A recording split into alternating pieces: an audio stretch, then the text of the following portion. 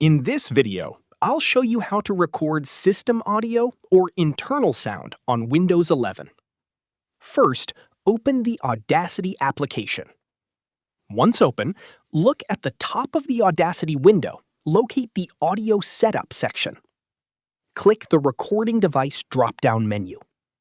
Select Windows Wasp as the host. Next, choose your speakers or headphones. This allows Audacity to record the audio playing through your computer. Now, open the app, video, or music you want to record. Return to Audacity and click the Record button.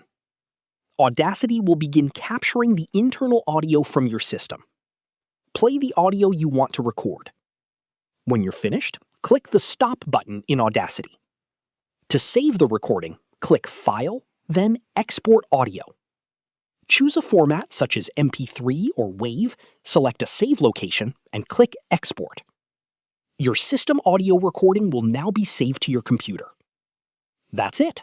This is how you can record internal sound or system audio on Windows 11. If you found this video helpful, don't forget to like the video, subscribe to our channel, and press the bell icon for more tutorials. Thanks for watching.